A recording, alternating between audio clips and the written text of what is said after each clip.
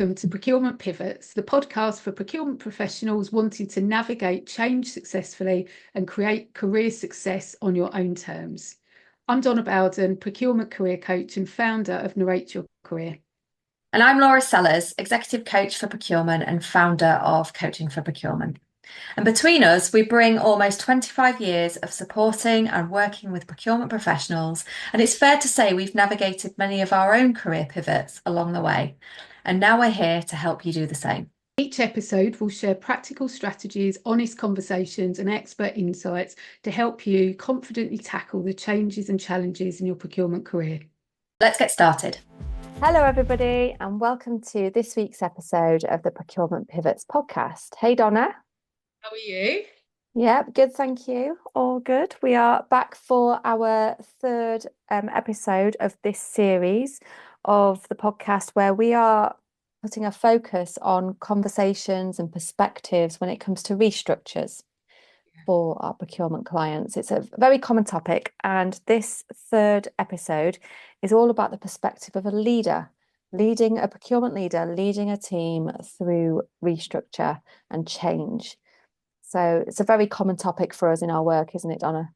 Yeah, very, very common. And I think particularly I suppose from the viewpoint of the leader, actually, because that's, typically both of us are working with quite senior individuals individually, and of course you're kind of supporting the leader when you're helping with delivering that team coaching for the team. So I think both of us daily really are we are working with and supporting procurement leaders. And I'd say often people coming to me, actually, it is off the back of there being some big kind of change or, transformation, restructure kind of happening in the organisation.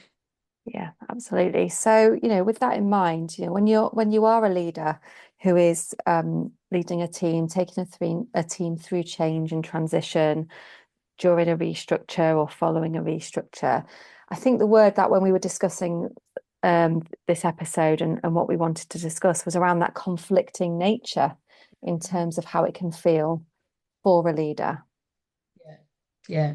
I think, look, every situation is totally different, isn't it? Like, we're not putting all restructures or transformations or transitions in the same camp. I think the circumstance is going to be really different in each situation. And actually, when it comes to the leader, sometimes it's the leader's kind of, it's their restructure that they are implementing and leading, but sometimes also suppose that restructure kind of happened to them and they had no choice in it, and they just have to go along and deliver that restructure for the business. So I think the circumstance is always very different, but I think the conflict is like often leaders are getting pulled in lots of different directions during that time, and it can be a really challenging time, actually, I think, as a procurement leader, and sometimes quite a lonely time as well.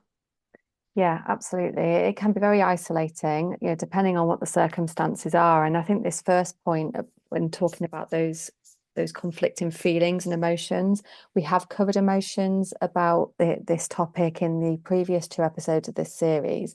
And for the leader, the leader who's trying to lead the team through this transition, whatever that looks like, whether there are positive parts to it or whether it's not like that, there needs to be that space for the leader to understand how they're reacting to it, because they might have been at the helm of all of the changes. They might have also experienced the change and been at the receiving end of the change as well. So how they are feeling needs to be given some airtime for themselves before they can even think about how they lead their team through that transition. Yeah, definitely. Yeah, it can. Yeah, as we said, it can be quite a challenging time. So in terms of the kind of expectations then on the leader, should we talk about like some of the different kind of, some of the different directions that we see that they're being kind of pulled in during that situation? Yeah, great point. Where would you start with that? I suppose the team part, has to form, I guess, a fairly big part of this conversation, albeit, we are going to delve into the team part in more detail, aren't we, on the next episode, actually, which is the final part of this series. But yeah, I guess, if you're leading your team through a restructure, like, such a massive part of your role as a leader is really, to think about how can you support that team? How can you kind of, I suppose, give space to how they're feeling and how they're reacting, and support them in a way that is positive, acknowledging how they're feeling, but also, driving positive change in the direction that the business needs it to head in as well. Yeah, and we know that most team members will react differently to this. Some people will struggle with change, others might embrace it a bit more, depending on what the circumstances are. So this can be really hard for the leader, because you want to support your team, but equally, can you be everything to everybody? There needs to be like an element of consistency of messaging from yourself Yeah. as a leader, with the adaptability to support your team, depending on who does need their hand holding a bit more and who doesn't. But certainly, I think one key thing is around deciding on what your consistent message is going to be. That needs to be really at the forefront, so that you can give them a sort of direction to say, Yeah. okay, we're going through this tough time at the moment. This is where we're heading to. Yeah. Yeah, we touched on it. I think it was in the last episode, wasn't it? That sometimes, you know, the way people receive this change, like, it is so affected by how it's communicated by the business. And it's like, this is the time that actually you do need really strong leadership during this time. You need that sense of, look, it's tough right now, but we're going to be okay. Like, we're going to do this together and we're going to be okay. And yeah, I think, yeah, you're absolutely right. Like, the leader needs to be really clear on what that messaging is and what that looks like. And actually, nowadays, I think you've got, in working kind of patterns, it's not the same as it was years ago, where you would often have these hubs of, lots of people would be in the office at the same time, and you can just kind of get people together in person. Now you've got much more complicated dynamics. You might have a global team, you might have a team that's working, hybrid, remotely. Actually, you need to think about how you're communicating that message across the whole of your team as well. And you're not necessarily going to be able to kind of do all of that communication in the same way, given logistics. So I think it's, kind of working out that communication strategy is a really big part of this. Yeah, and I think, you touched on a great point there, because not only has there got to be the consistency in terms of the messaging, some people are going to need to hear the same message more than once. Yeah. That's so staying consistent, but also you mentioned a great point that is more around visibility.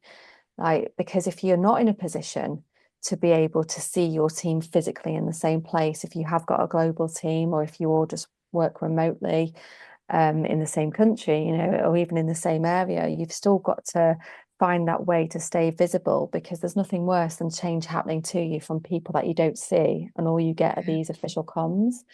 And I Yeah. think, that is a really hard thing to do as a leader, because also you can be so scared. You're walking this tightrope of, you don't want to say anything that you shouldn't be saying, or you're worried that you don't want anyone to misinterpret anything. So Yeah. there does need to be that alignment with the comms plan of the organization, but equally that the leader's responsible for the humanizing of the plan, really, to make it relevant and to make it resonate with the team. Yeah. So I think in terms of tips with that, from what you were saying, like, find out which way does work well for your team. I was actually on a team session this morning, and they were talking about how they obviously have their official comms channels, then they have a WhatsApp group to do like normal chat stuff, and it's like how to stay connected with each other, where it all doesn't get muddied in with the day job, is Yeah. also a way to maybe manage it too. Yeah. But I love that point around visibility, because I think, even when the business has communicated the change, there is such a lot of uncertainty. And even when people kind of are being told, look, your role isn't being affected, your role is not at risk. Like, this is a time that really worries people, and there is a lot of uncertainty and quite a lot of, unknowns, ambiguity. And I think like when people are then in that space where they're just kind of asking questions themselves, like you say, if that leader is not visible, sometimes they start coming to the wrong conclusion as well. Mhm. And so, Yeah. yeah, it's just, yeah, such an important time for that leader to just, be as present as possible for their team, as accessible as possible for their team, because, yeah, like the seed of doubt has already been sown by the Mm. fact that they're going through this restructure. And just because the business has said, don't worry, you're going to be okay, your role's not affected. Like, sometimes people are then worried, aren't they? Like, well, is this the start of the restructures? What's happening next? What does this mean? Mm. Who's going to leave, who's going to, maybe start looking for a job off the back of it as well. It's not just the people that have been affected by the restructure, but sometimes people, they start looking elsewhere because this has happened. And so, yeah, it can be just an incredibly worrying time for people. So, yeah, I think that visibility point is spot on. And I think the other thing is as well with that visibility and with the honesty of like the leader isn't always in a position to know all the answers. And sometimes that's what we want to be able to do for our teams, right? We want to be able to give them answers all the time when there's more questions, because if not, like you say, people might jump to the wrong conclusions. But where I've seen it done really well with some leaders when they've been really honest and said, here's what I know and here's what I don't know. I don't know when I might find this bit out, or actually, we might find this piece of information out in a few weeks. I'll keep you posted. And there's nothing wrong with not knowing all the answers. Yeah, There's ways of communicating it because some people could say, "Well, I don't know anything either. Your guess is as good as mine," and that might heighten the uncertainty yeah, and anxieties for people. Or to alternatively say, "Here's what I know. I know we're working on this bit and we'll be able to get that message to you as soon as we can, but I will keep you posted. And even if there isn't an update to say, I'm still waiting on this bit, guys, I will come to you as soon as I know that." Because you're mm, giving them a plan, you're giving them something to know, okay, they've not forgotten about this bit, they've not forgotten about us. yeah, So embracing that honesty is actually sometimes what people need. They yeah, need that in these times of uncertainty. And yeah, just because you're in the position of leader, having all the answers just isn't always possible. But being yeah, able to communicate that in a confident way can actually yeah, bring a lot of stability to the team. yeah. And I think, talking about stability as well, I think, you know, restructures, changes, transitions, they can sometimes be quite chaotic times.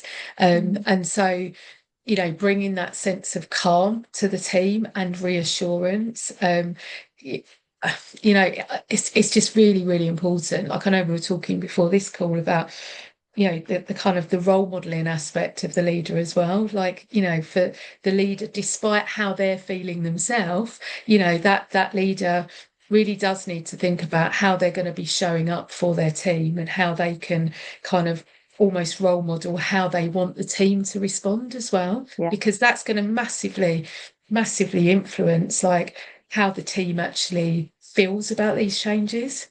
Yeah, you need to be the port in the storm, and it's not always easy. We're not saying it's easy at all, especially if you've been at the receiving end of these changes as well. But to be able to set out your stall and say, okay, this is how I am feeling, to process what's going on with yourself, but also, set out your intentions for how you want to lead your team through it. And, like you say, role model that behavior can really go a long way. Because that's all sometimes people need. They just need someone to be there. And again, that visibility, they need someone to say, guys, we're going to be okay. We've been through this Yeah, before. Or, yeah, I've experienced this before. And even yeah. if they haven't, this is what we're doing about it, or I'll keep you posted. So yeah. Yeah. So we'll come back to the team element when we talk next time, because actually we're going to be approaching it from a slightly different perspective, kind of almost looking at the team as a collective and how you move forward from restructure as a team. But I think coming back to the leader, obviously a big part of your responsibility during that time is for your team, but then also you've got all these kind of responsibilities for the business and serving your stakeholders. And I think that's another big part, isn't it, of kind of, when you're leading your team through transition, um, having to almost like realign to ensure that your team is still set up to deliver in the right way, in the new way of working, in this new world, not the old world. And sometimes, the old goals, the old focus are no longer relevant in that new space. Yeah, that's a great point, because and also I guess if the restructure has been wider than just your team as well, there might be a lot of other changes that have happened where relationships might have disappeared overnight, or where there just needs to be that resetting, like I've experienced it recently where they were talking about incoming and outgoing changes when it comes to the C-suite. And if the exec's a real advocate of procurement and they're not sure about the incoming person's approach and response towards procurement, that can also bring about uncertainty. So that alignment is absolutely crucial, isn't it? It's absolutely crucial. Finding out what you do know and what you don't know again, and being really clear with the stakeholder, asking for that clarity from the stakeholder. Here's where we are, here's what we know, here's what we need. Because actually the changes also, like, often these changes are phased, aren't they? And it's quite common to see that, certain parts of the function or certain parts of the business may well now be clear on what that means and what that looks like for them. But actually over here, you might have a whole group of stakeholders that, are still in consultation, or they're not yet sure what the implications are. So there is just a lot of unknowns often, and this whole period of often kind of ambiguity until things start to become a lot clearer later down the line. Yeah, and like I said, ambiguity can go on for a long time, can't it? It really, really can. So I think, and again, it can lead to a lot of misunderstandings, a lot of tension when actually people are just finding their feet on both sides of the table. So I think, being very clear, and we said this morning in a different session about how being clear is being kind. When I'm clear on what we do know, clear on what we don't, and what we need, what we don't have. These might sound like very simple things, but when do we take the time to actually sit down and just get our thoughts straight on exactly what the gap is that we need? Because also we might not need all the gaps to be filled immediately. And if changes are happening with staff in other departments, if it's phased, or if it's we're just waiting for a role to be filled, it can be very uncertain. So, and also we haven't mentioned this, but this applies across all of these aspects we've talked about so far, but the mental load that all this uncertainty brings about when you've got a day job to still deliver, maybe with reduced headcount, maybe as well. And I think that's the other thing as well. And I think for me, this is almost where that kind of realignment piece comes in, because look, sometimes restructures result in growth, but sometimes that restructure might be a headcount reduction but no reduction in expectations. We hear it all the time. I certainly hear it all the time. Leaders feeling like they're not supported by the business, the expectations are growing on what procurement needs to deliver, but yet the resources are shrinking and shrinking and shrinking. And that isn't sustainable, is it? If you've got people being expected to do multiple people's roles, it's not sustainable. And so, to be going back to your point of being kind to yourself and being kind to your team, it's so important to kind of realign on what are those most important priorities, and sometimes kind of just really learning the art of developing and sticking to boundaries and saying no and pushing back, because with less resource you can't keep doing more. Boundaries are a real key thing, isn't it? Aren't they? To be able to say no, or to be able to say not yet. Again, in this team session this morning, I was having a discussion around how can you influence your stakeholders by alerting them to resource and saying, listen, we've got an opportunity to do this at this time, but we're also strapped for resource later on. And because those expectations, like you say, sometimes stay there, but the headcount is less and all the resource availability is less. So learning, and these are all personal resilience tools, right? Personal development tools, going back to what we were saying right at the beginning about needing to take the time for yourself, because you need to be clear on these things so you can role model it within the team, and also maintain the sanity as you go through this process. Sometimes these processes can be going on for a long time. Yeah, and that can be draining. And I think that kind of leads on as well to, you can't be the person that is there giving to everyone else without having that support yourself. And again, that is kind of a comment that I hear quite regularly. It's like, I'm there for my team, I'm there for my stakeholders, I'm doing this, but actually, sometimes that leader doesn't have the right support themselves, and that is important. And in an ideal scenario, that support would be coming from, your line manager, from maybe, HR, whoever internally. But sometimes that support is not there. The situation might not be ideal. Sometimes that restructure might be, you're without a boss for a period of time as well, because the business is in transition. And so, really thinking, considering, asking yourself that question, what does support actually look like for me?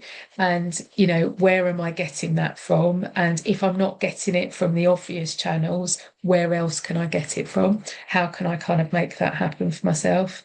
I just think, it's really important, because that kind of, words like isolated, lonely, like they come up a lot in our conversations. Like, often the procurement leader doesn't feel like they have anyone internally that they can really share how they actually feel, because they've got this mask and they want to show positivity to their team. They want to be, delivering for the stakeholders. And also, let's not forget, like, if the business is in this kind of, uncertain time, like, people are just wanting to do the best and get their head down and not upset the apple cart unnecessarily some of the time as well. And, they're worried about their own kind of position in the organisation. So, feed. Go on. No, go on. Yeah. Sorry, I was just going to back up what you were saying, like around that, because there is that. I mean, we do say it all the time. We know this exists. Like, the higher you go, the more isolated and lonely you can feel, because you want to put that brave face on. But I also wonder as well, with it being procurement and procurement striving to have this strategic seat at the table, I sometimes wonder whether the isolation is felt more in a heavier way for procurement, because they're still trying, they want to prove that they belong at the table.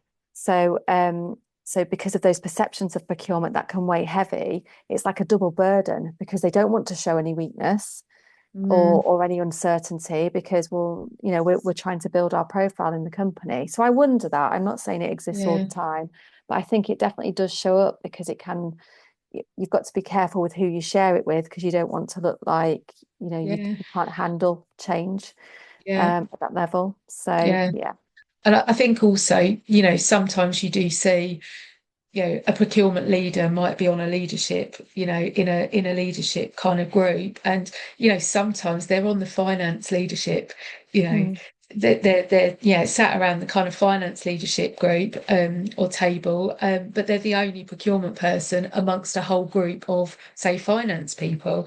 And that in itself can feel quite isolating, because if not everyone really understands what it is you do, I think there's only so much you maybe want to share in that environment. So I think just kind of thinking about your own support needs is important, and kind of working out, internally, externally, like, how are you going to protect yourself during this time, and make sure that you feel supported in the ways that you need to feel supported.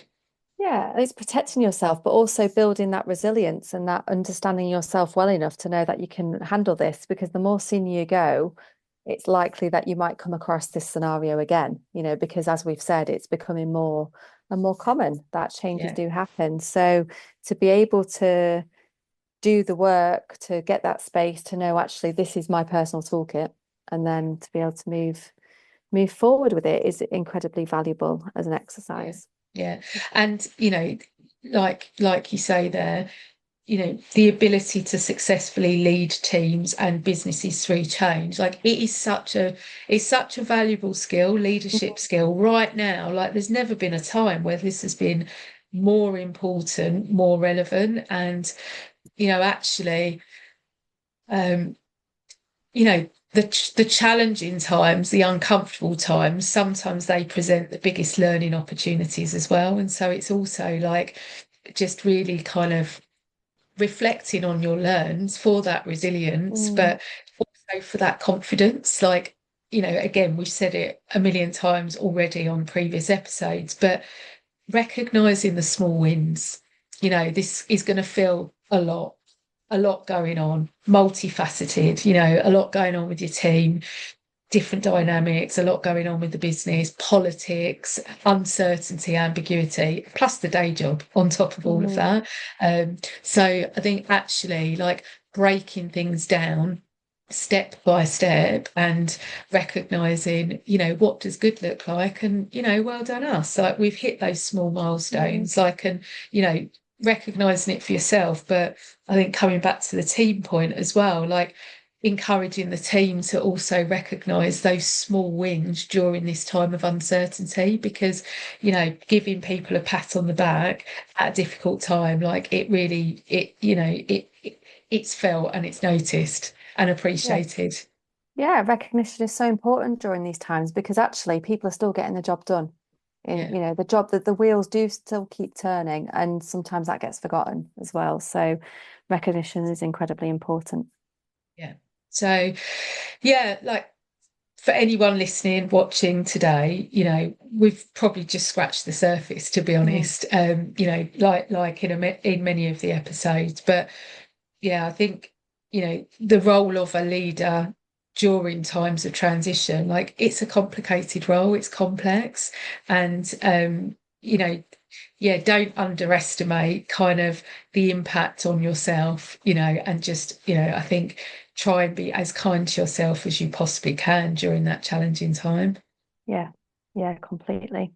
And I know it's something we say often, but it's incredibly valuable. It's a hard practice to do, because we do feel so responsible for everybody else in positions of leadership, but actually that self-leadership is also incredibly important.